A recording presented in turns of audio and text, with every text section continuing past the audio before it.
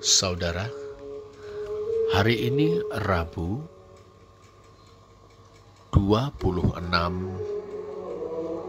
April 2023, hari ke-18 sesudah Paskah. Dalam Matius 4 ayat 23 kita membaca, Yesus pun berkeliling di seluruh Galilea. Ia mengajar dalam rumah-rumah ibadat dan memberitakan Injil Kerajaan Allah, serta melenyapkan segala penyakit dan kelemahan di antara bangsa itu. Saudara, Kerajaan Allah sudah dekat. Sebentar lagi Allah akan mendirikan pemerintahannya di tengah dunia. Untuk menyambut peristiwa itu, umat dipanggil untuk bertobat, berbalik dari dosa-dosa kepada Allah. Belum lama, Yohanes Pembaptis tampil di padang gurun Yudea dengan berita dan seruan itu. Lihatlah Matius 3 ayat 1 dan 2. Menanggapi berita dan seruannya, penduduk dari Yerusalem, dari seluruh Yudea, dan dari seluruh daerah sekitar Yordan datang kepadanya. Ayat 5. Di sungai Yordan mereka mengaku dosa dan dibaptis oleh laki-laki berjubah bulu onta dan berikat pinggang kulit itu. Ayat 6. Demikianlah saudara, Sang Pembaptis menjadi motor pembaruan di Yudea, wilayah selatan tanah Israel.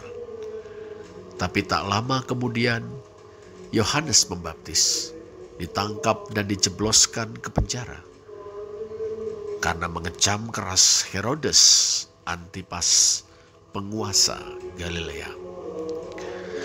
Sekarang saudara, sebuah fenomena muncul di Galilea, wilayah utara tanah Israel.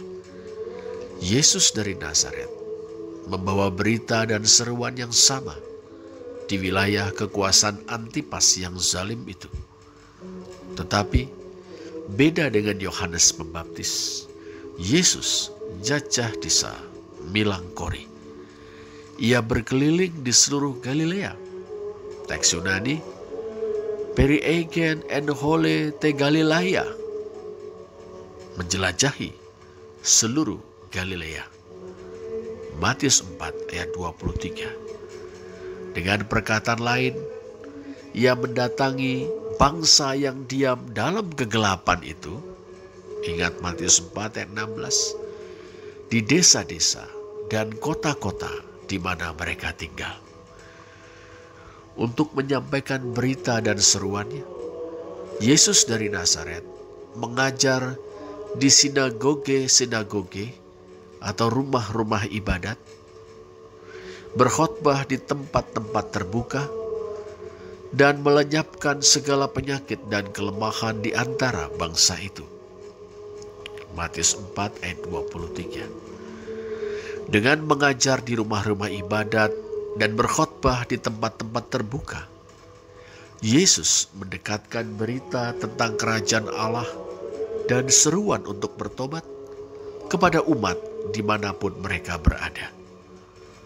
Dengan menyembuhkan orang-orang sakit dan membebaskan orang-orang dari setan-setan yang merasuki mereka, Yesus membahasakan secara konkret pewartaannya bahwa pemerintahan Allah pertama-tama merupakan rahmat Allah bagi manusia berdosa, yang membebaskan kaum yang ditindas oleh kuasa-kuasa jahat, serta merangkul orang-orang yang karena sakit penyakitnya dianggap terbuang dari hadapan Allah dan dikutuknya. Dengan demikian, saudara, alih-alih sebagai reaksi terhadap penghakiman dan penghukuman yang akan dijalankan Allah melalui Sang Mesias, itulah penekanan Yohanes Pembaptis. Pertobatan merupakan tanggapan terhadap rahmat Allah. Mendekatkan berita tentang kerajaan Allah dan seruan pertobatan kepada manusia masa kini, saudara, adalah tantangan Kristus bagi gereja dan orang beriman, termasuk kita di sini dan kini. Bukan hanya di altar tempat orang mengadakan ritual, tapi juga di latar dan pasar tempat manusia berpeluh, berurai air mata, bahkan berdarah-darah dalam pergumulan hidupnya. Membahasakan berita tentang kerajaan Allah dalam solidaritas dengan kaum yang tersisih, dalam karya pembebasan kaum yang tertindas, dan perlawanan terhadap kuasa-kuasa jahat yang menindas manusia, juga merupakan tantangan Kristus bagi kita. Gereja menyatakan rahmat Allah dengan merangkul orang-orang berdosa dan melawan kekuatan-kekuatan yang menjerumuskan dan memperbudak manusia, serta mengasingkan manusia berdosa dari kasih Allah. Oh, betapa besar tantangan-tantangan itu.